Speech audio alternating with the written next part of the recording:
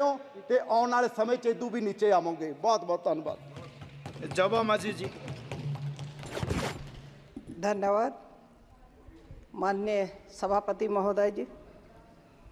देश के सबसे बड़ी सभा में मेरा यह प्रथम निर्वाचन है।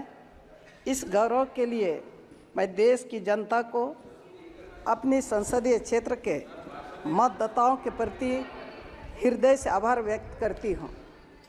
मैं न्याय और विकास के लिए सदैव इनके साथ खड़ी रहूँगी।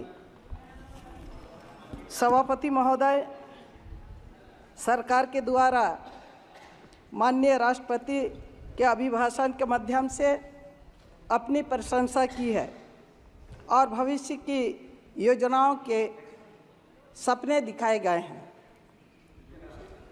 सभापति महोदय, अभिभाषण में स्थिर और स्पष्ट बहुमत की सरकार की वर्तमान सरकार की चर्चा की गई है।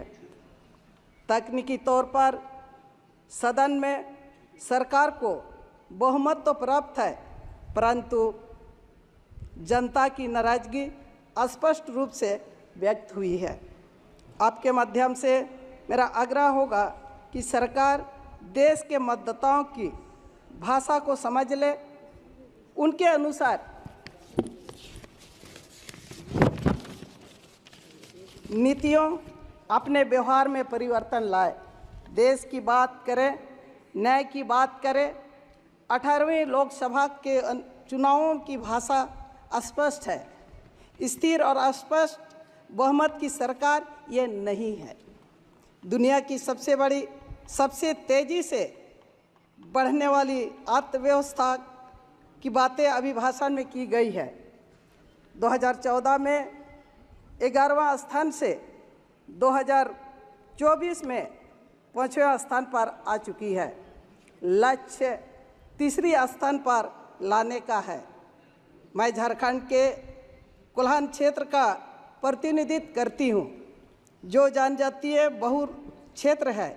इन आंकड़ों का मुझे पता नहीं, परंतु अपने क्षेत्र में आय के साधन, गरीबी, बेरोजगारी, बीमारी को देखकर यही लगता है कि अर्थव्यवस्था का समता मूल्य, न्यायपूर्ण बंटवारे पर अभी हमें और बहुत कुछ करने की आवश्यकता है।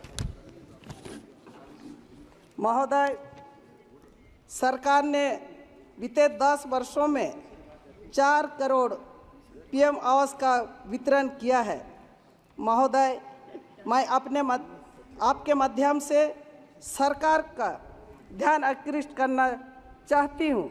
झारखंड जैसे पिछड़े जनजातीय बहुल राज्य में प्रधानमंत्री आवास योजना नहीं दिया गया महोदय। 3 वर्षों से राज्य सरकार के द्वारा अपने सीमित संसाधनों में अब वो आवास की योजना चलाई जा रही है, जो राज्य की आवश्यकता से कमी है, काफ़ी कमी है। महोदय, सरकार के द्वारा मुफ्त राशन गैस सिलेंडर योजना के दावा अभिभाषण में किए गए हैं। मैं पुनः आपके माध्यम से सरकार का ध्यान आकृष्ट करना चाहती हूँ कि देश के बहुत बड़े क्षेत्र में, सुदूर क्षेत्रों में, जनजातीय क्षेत्रों में इस योजना का लाभ बहनों को नहीं मिला है महोदय। इसके लिए सरकार को और प्रयास करने होंगे। अध्यक्ष महोदय, सभापति महोदय, श्रम शक्ति के नाम पर मेरे राज्य झारखंड के श्रमिकों का पलायन, शोषण अनवरत जारी है।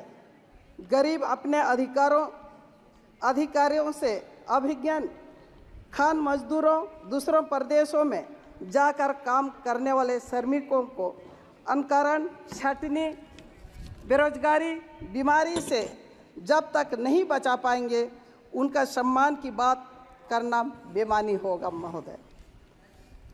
इसी तरह से युवाओं के लिए भविष्य के साथ सरकार की विसन्नता खतरे में है। नीट पेपर लीक की जांच जिस प्रकार से की जा रही है, जुआ को भरोसा सरकार से लगातार उठता जा रहा है।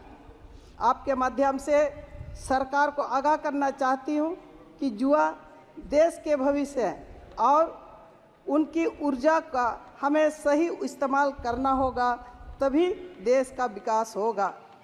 महोदय, मैं ज़्यादा ना कहते हुए कि झारखंड एक ऐसा प्रदेश है जहाँ पर खनिज संपदा 42% से ज़्यादा है महोदय, और उस राज्य से कई राज्यों को